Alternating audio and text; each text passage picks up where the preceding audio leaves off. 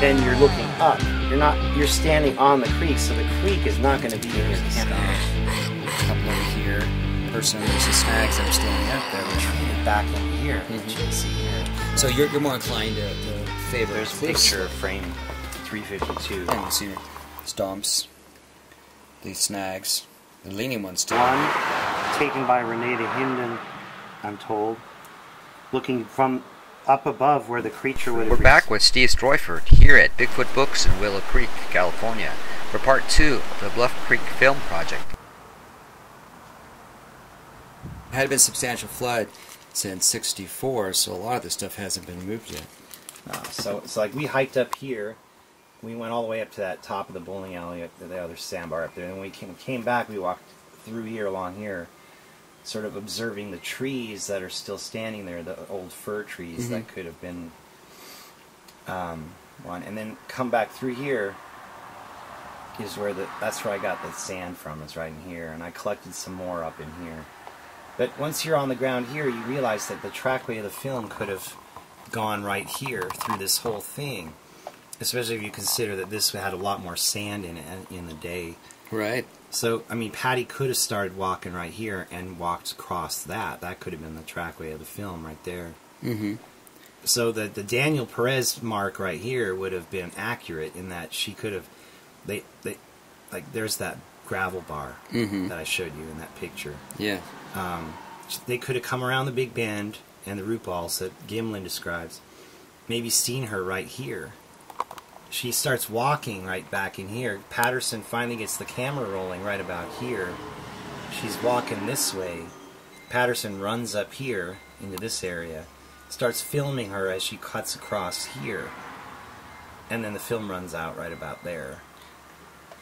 That's what I think. But it could very well have happened down here. This could have been a big bend.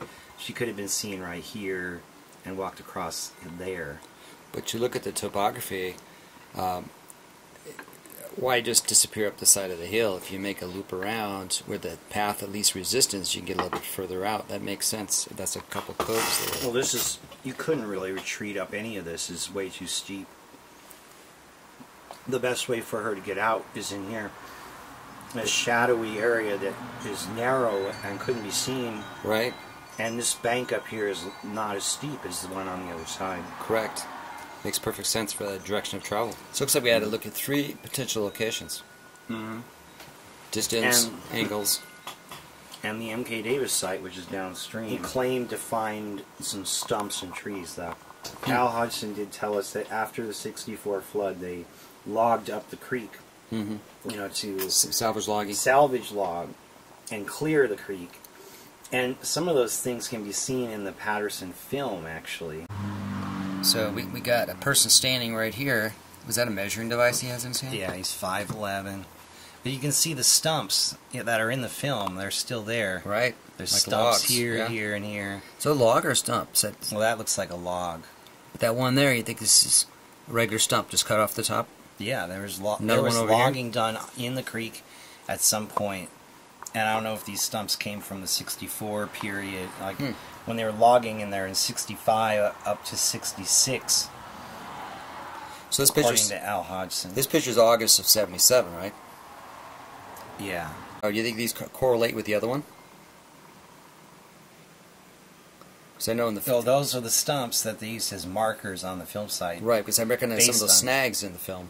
Yeah, these are the trees that were present, documented by Renee Hinden, and then this diagram came from like the Bionoff book. Point of viewing from here, looking back towards the film site, and that's the log over the way. And there's the trees.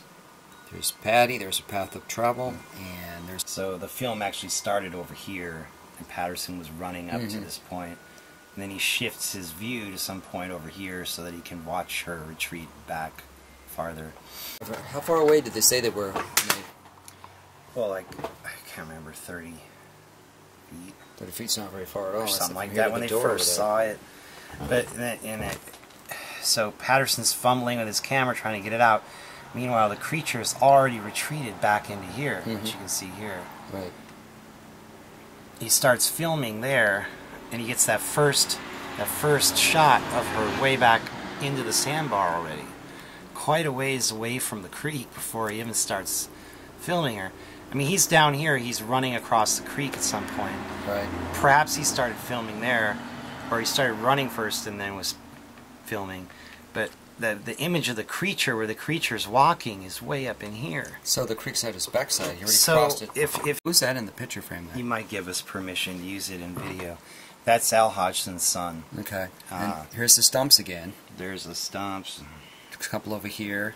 There's the snags that were standing up that were in the footage.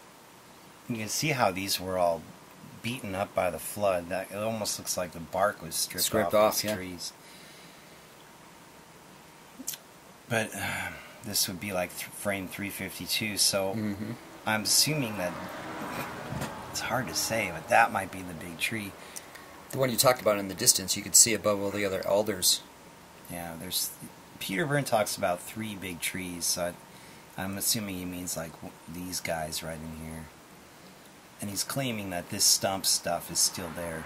So we'll figure out what the distance is from here to here, because he's what, 6'1", 6'2", maybe? And if this is out this way here, looks like it's a 4-foot diameter fir? Yeah, that's a fir. It's one of the big trees, 1972 or so. There's other ones here. Here's another shot from '68, prior to the Burns shot, but Jim McLaren's in this one, and there again we see stumps, the snags, the leaning one's still in it, and there's another big tree right back here, but it's hard to judge. Yeah. Size, but it's a shadowing effect. I think there's another big tree right in here. This is supposed to represent frame 352 approximately. Prior to 350. Yeah. Just in that general area where it seems to me like the angle of view is slightly different from the film. It should be, this log should be over here more, but this was from a film that Green shot of him doing the whole trackway, so you see him going through here. I can't remember which point I made this screen capture from the film. It may be that the frame 352 is more in here. That red square down here is where the camera position was. Filming the creature right here. And in the background are the trees. Right. So how did they recreate this shot? This was like 1971, taken by Renata Hinden, I'm told. Looking from up above where the creature would have retreated. According to Titmus, after the film, she crossed the creek and went up behind here. So Renata Hinden is basically looking down from that same area onto the film site where Titmus thought the creature had retreated. Stopped and watched. So he's up on this hillside going up to where the road is now. But this is one of the better views of the background trees, and also how big the sandbar was, and how flat it was until you get down in here.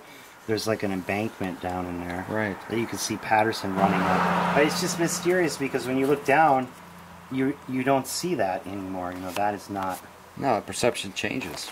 That is not what you see. All those trees that I showed you in those pictures grew up out of this. These little shrubs here grew out into major bushes and trees. Those may even be like young alders for all we know. Yeah, it's hard to tell from that angle.